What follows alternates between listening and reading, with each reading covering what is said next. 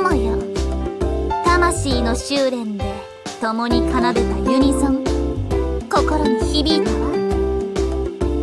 プロデューサー、今日はレッスンに付き合ってくれてありがとうございました。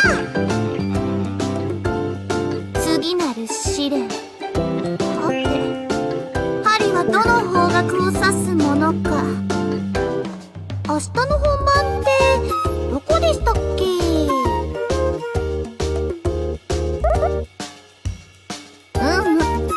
さすが瞳を持つ者。我と共に闇の世界を滑るにふさわしい力を持っているわね。さすがアイドル界一番のプロデューサーです。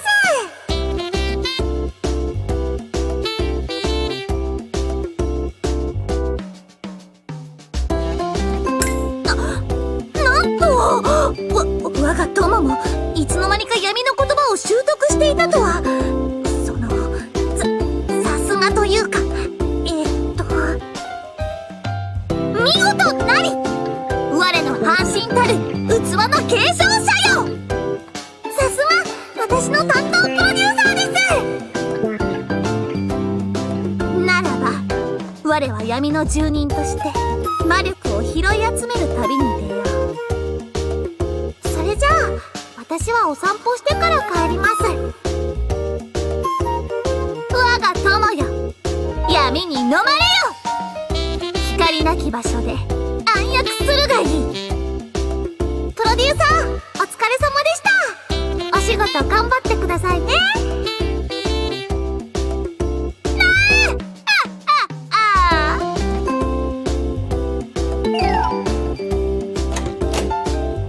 あら、ランコちゃん、お疲れ様。今レッスン帰り？みなみさん、清廉なる微笑みの女神よ。魂の修練を終えて背中の翼を休ませているところよ。そうなんだ。レッスンが終わって休憩って感じなのかな。あ、レッスンルームでアーニャちゃんは見なかった？白銀の妖精を？いや、この瞳では捉えられなかったわ。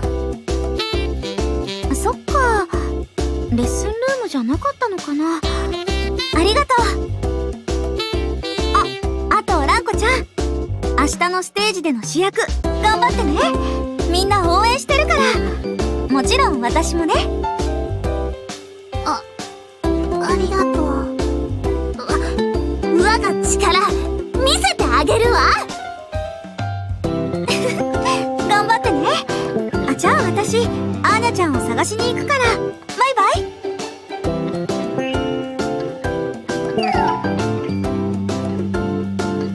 プロデューサーが忙しくなかったら明日のステージのための自主レッスンに付き合ってもらいたかったけど、ダメか。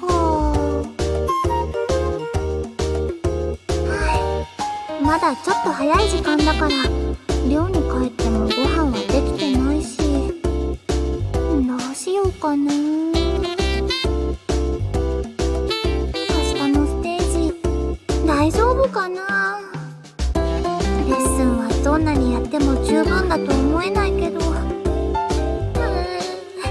えすぎちゃう。やっぱりプロデューサーに。我慢。私でもしっかりしてるところがあるって思ってもらわなきゃ。何を思ってもらうの？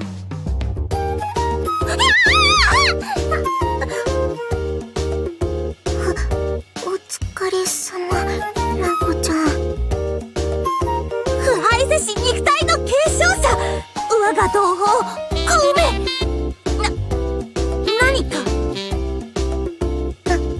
何かプ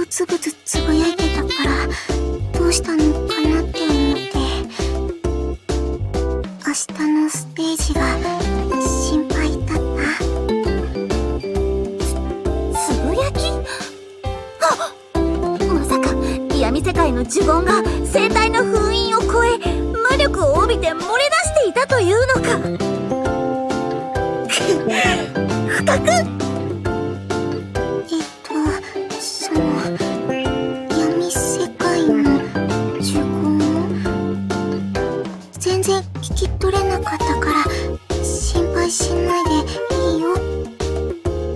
そうか。闇の言葉は瞳持つ者のみが書を片手に紐解く言葉。解読できるのは闇に染まりきった同胞か、私と魂の波長を同じくする瞳持つ者か、光に包まれた汚れなき精霊のような存在だけ。小梅はそのいずれとも異なるでしょう。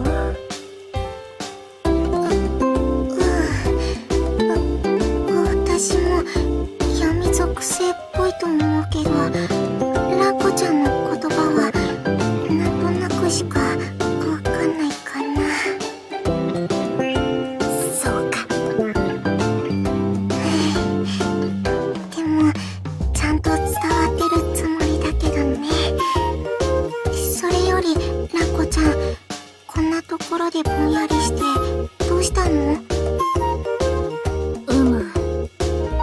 黄昏より早き時、囚われの籠より羽ばたく鳥は飛び方を忘れてしまった。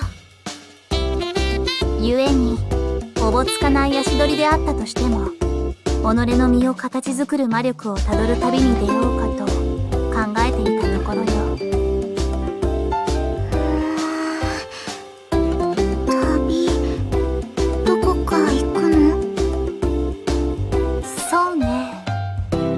我を形作る鎧、我を引き立てる旋律、そして運命が誘うであろう出会いを求めて。それ、私もついていてもいいかな？拒む理由などないわ。共に闇のゆえんを巡る旅に出ようぞ。魂の赴くままに。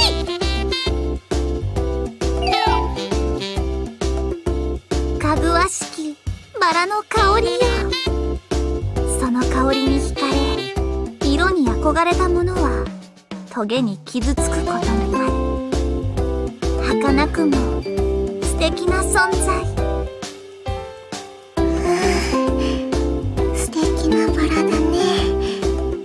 真っ赤なバラは血の色みたい。それにしてもさすがローゼだね。ランコちゃんはバラが似合うな。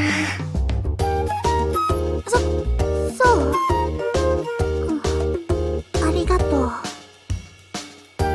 ねえねえ、ランコちゃん、よかったら教えてほしいんだけど、ランコちゃんって小さい頃から今みたいなかっこいい感じだったの？例えば私がね、初めてゾンビ映画見たのはすっごいちっちゃい頃。確か幼稚園くらいだったんだけど。ふむ、幼い頃の私。そうね。まだ幼かった私は母が語って聞かせてくれた絵本の物語が好きだったわ。やがて文字を追う楽しみを覚えた私は、同い年の子供が外で遊ぶのを横目に、一人物語の世界に浸っている子供だったの。すごくよくわかる。やがて物語に浸り続けた私は、自分の頭の中で物語を作り始めたの。それは毎晩繰り返し繰り返し、自分が主役を演じる劇のようなもの。繰り広げられるアドベンチャー、クロニクル、ファンタジア。千夜一夜の物語はやがて私の中にストーリーを作り出したの。ストーリー？物語の中での私は強い存在。何でもできる。行きたいところへ行ける。魔法も使える。そしてなりたい存在になれる。けど現実の幼い私は何もできない弱くて臆病な存在、空想を絵にするだけの少女だから、いつしか私は変わったの。弱い私を守るための殻、それが闇より生まれた今の私。弱い自分を隠すための闇の言葉。蘭子ちゃん。でもあの人はそんな私を認めてくれた。殻に包まれた私でもいいって言ってくれた。プロデューサーさん。そっか。蘭子ちゃんってとってもすごい世界を持ってるんだね。私ちょっと感動しちゃった。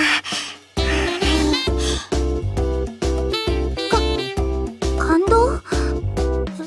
そんなこと言われたの初めて。